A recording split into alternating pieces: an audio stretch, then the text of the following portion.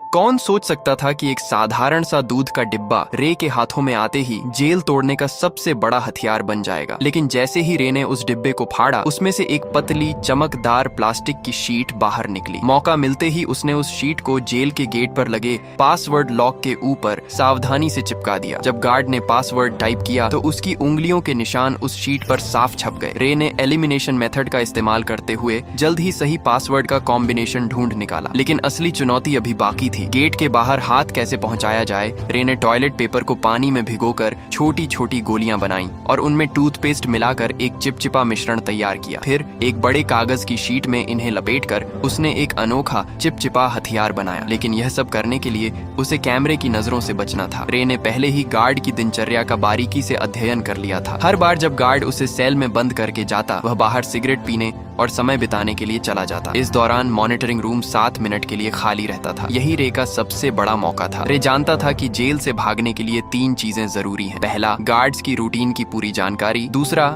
Jail के ढांचे का सटीक अंदाजा। और तीसरा, बाहर किसी भरोसेमंद साथी का होना। रे ने पहले 2 चीजों पर पकड़ बना ली थी। उसने जेल के पास एक कमजोर जगह भी ढूंढ निकाली थी, एक फायर स्टेशन जो जेल की दीवार से सटा हुआ था। रे के पास ब्लैक सेल की लोकेशन का भी पता था। सब कुछ दिमाग में सेट करने के बाद उसने अपने प्लान को अमल में लाना शुरू किया। उसने जानबूझकर एक कैदी पर हमला कर उसे घायल कर दिया। जैसा उसने सोचा था वैसा ही हुआ। गार्ड्स ने उसे सजा के तौर पर ब्लैक सेल में डाल दिया। जब गार्ड खाना देने आया, रे ने चुपके से कागज की गोली छोटी खिड़की के ताले में डाल दी, जिससे वह आसानी से खुल गई। पासवर्ड सिर्फ 4 अंकों का था, जिसे रे ने चुटकियों में क्रैक कर लिया। ब्लैक सेल से निकलते ही उसने मॉनिटरिंग सिस्टम को हैक कर 1 मिनट पुराना फुटेज चला दिया ताकि गार्ड्स को कुछ पता न चले। इसके बाद उसने फायर स्टेशन से जुड़ी वेंटिलेशन पाइपलाइन को खोज निकाला। जब गार्ड सिगरेट पीने में व्यस्त थे, रे उस पाइप के रास्ते रेंगता हुआ बाहर निकल गया। बाहर उसकी साथी पहले से ही तैयार थी। उसने एक छोटी कार में विस्फोट कर दिया, जिससे फायर अलार्म बज उठा। गार्ड्स ने सीसीटीवी फुटेज चेक की,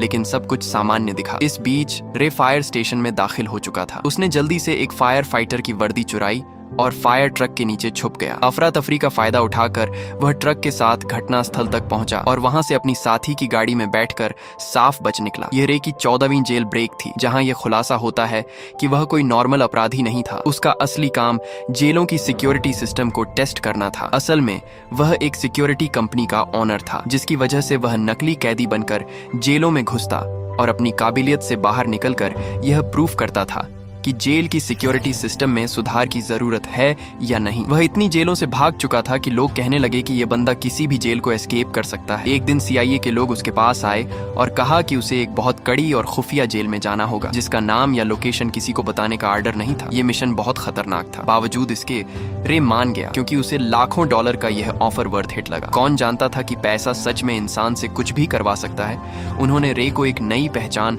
और एक सीक्रेट एग्जिट कोड दिया, जिसका इस्तेमाल वह अगर कुछ गलत हो तो भागने के लिए कर सकता था। जाने से पहले उन्होंने उसके शरीर में एक ट्रैकिंग डिवाइस भी लगाया। जल्दी ही वह दिन आ गया जब उसे जानबूझकर अरेस्ट होना था, लेकिन अचानक कुछ लोगों ने उसे अगवा कर लिया और इलेक्ट्रिक शॉक दे दिया। इससे पहले कि उसे कुछ समझ आता, उन्होंने उसके हाथ से ट्रैकिंग डिवाइस को निकाल दिया और उसे बेहोश कर दिया। जब उसकी आंखें खुली तो उसने खुद को एक अजीब सी जेल में पाया, जिसमें हर रूम कांच का बना हुआ था और वहां हर जगह कैमरे थे। उसके आसपास सभी कैदियों को भी ऐसे ही 24 घंटे सुपरविजन में रखा गया था। ये जेल पूरी तरह से हवा में लटकी हुई थी, जिससे कोई भी कैदी जमीन खोदकर भागने का सोच भी न सके। यह देखकर रे को तुरंत समझ आ गया कि वह एक बुरी सिचुएशन में फंस चुका है। वहां से जितना जल्दी हो सके निकलने के लिए उसने सीक्रेट कोड बोला, लेकिन जेल का जेलर एक टेढ़े दिमाग का आदमी निकला। उसने बिना कुछ सुने रे को फिर से बंद कर दिया। अब यहाँ ये राज सामने आता है कि जेलर किसी ऐसे आदमी से मिला हुआ था जो रे का दुश्मन था। कुछ देर बाद उसने देखा कि यहाँ के गार्ड्स पूरी तरह से हथियारों से लैस हैं और चेहरे पर काले मास्क लगाकर घूमते हैं, और गार्ड्स की संख्या भी कैदियों से कई ज्यादा थी, जिसकी वजह से उनका जब मन करता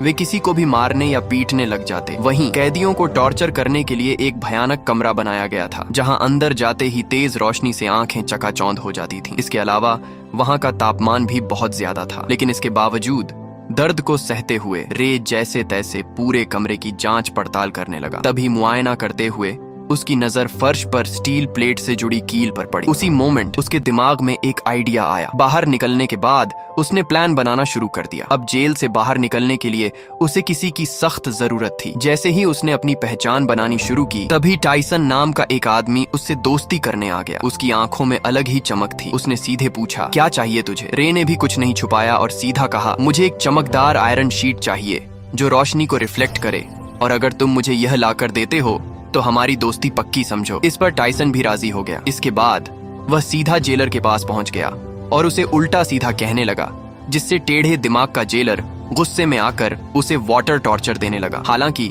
इसी बीच टाइसन ने चालाकी से उस कमरे का ड्रेन कवर निकाल लिया। काफी मार खाने के बाद उसने वह कवर रे के हवाले कर दिया। रे को लगा, वाह, यह आदमी तो काफी शातिर खिलाड़ी निकला। टाइसन से इम्प्रेस होकर उसने अपनी असली पहचान बता दी कि मैं एक जेल ब्रेकर हूँ। इसी के साथ उसने अपना एनालिसिस भी बताया कि इस जेल का स्ट्रक्चर वर्टिकल है, जिसका मतलब यह जेल अंडरग्राउंड में बनाई गई है। दरअसल जब रे टॉर्चर रूम में था तो उसने जमीन के नीचे से पानी की आवाजें सुनी थी, जिसका मतलब वहां एक पानी की पाइपलाइन हो सकती है जिससे उन्हें भागने का रास्ता मिल सकता है। इस सब के बाद टाइसन ने जानबूझकर जेल के गुंडे मार्को ब्रदर्स से पंगा ले लिया। उधर रे ने एक रोटी को हथेली में छिपा लिया। फिर जैसे ही मार्को के आदमियों ने जेल में मारपीट मचाई, प्लान के अकॉर्डिंग दोनों को टॉर्चर रूम में डाल दिया गया। वहां पहुंचते ही रे ने फौरन ड्रेन कवर निकाला और उसकी रिफ्लेक्शन से कीलों पर फोकस डाला। देखते ही देखते हाई टेम्परेचर की वजह से वे कीलें पिघल कर बाहर निकलने लगी और एक एक करके कुछ ही सेकंडों में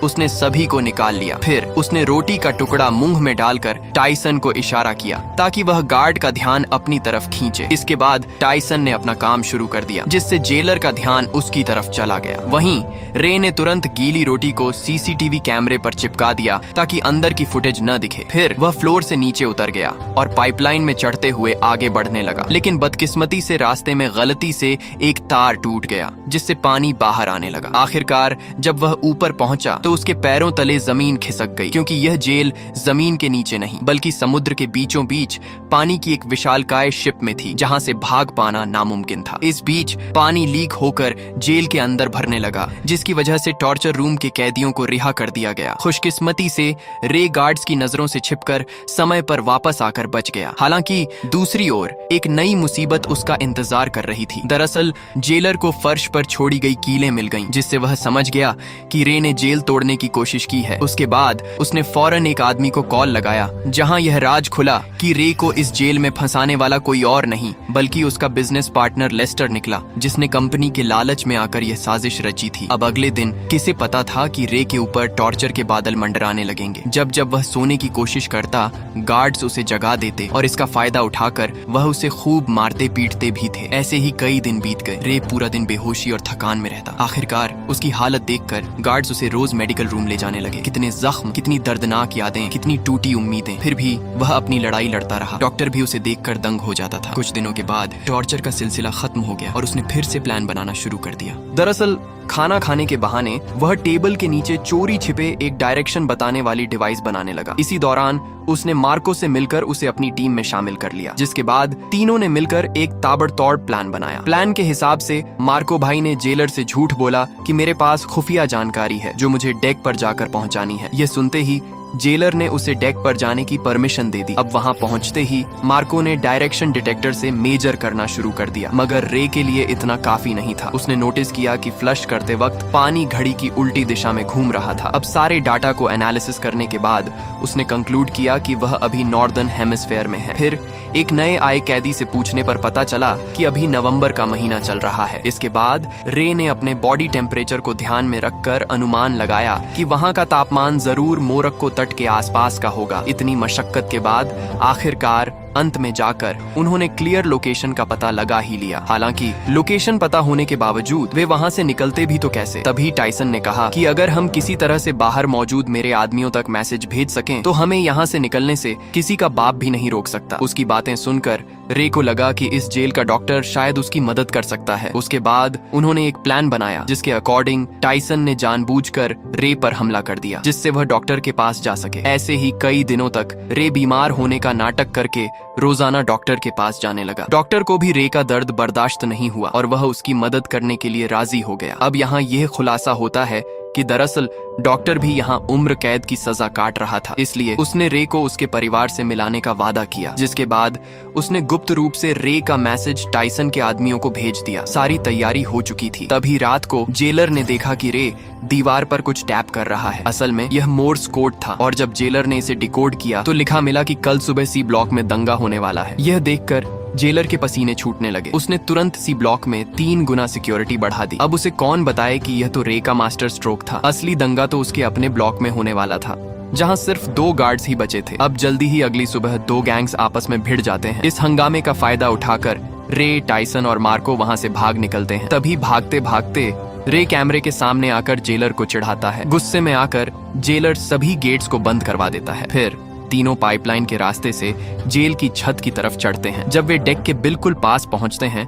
तो उनका रास्ता एक इलेक्ट्रॉनिक गेट से बंद हो जाता है, जिसे खोलने का बस एक ही रास्ता था कि पूरी जेल का पावर ऑफ कर देना। इस जोखिम भरे काम से सबको वापस पकड़ा जा सकता था। वहीं दूसरी तरफ जेलर ने मोशन डिटेक्टर के जरिए उनकी लोकेशन ट्रेस कर ली और फिर सारे गार्ड्स उनके पीछे लग गए। तभी भागने के दौरान मार्को को गोली लग जाती है। वह समझ जाता है कि उसका जिंदा बचना अब मुश्किल है, इसलिए वह अपने साथियों को भागने को कहता है और अकेले गार्ड्स को रोकता है। जैसे तैसे रे नीचे पावर रूम तक पहुंचकर पूरे शिप का पावर ऑफ कर देता है और ऊपर गेट खुलते ही टाइसन तुरंत डेक तक पहुंच जाता है। खुशकिस्मती से वहां हेलीकॉप्टर भी पहुंच चुकी थी, लेकिन टाइसन के मजबूत इरादों की वजह से वह रे को अकेला छोड़कर जाता भी तो कैसे। उसने मशीन गन उठाई और सामने आने वाले गार्ड्स पर गोलियां चलानी शुरू कर दी। वहीं दूसरी तरफ रे छुपकर पानी के एक टैंक में घुस गया, जहां उसे ढूंढ पाना मुश्किल था। यह देखकर जेलर ने तुरंत आदेश दिया कि शिप को दोबारा रिस्टार्ट करो, जिससे जिस पानी के टैंक में रे छुपा था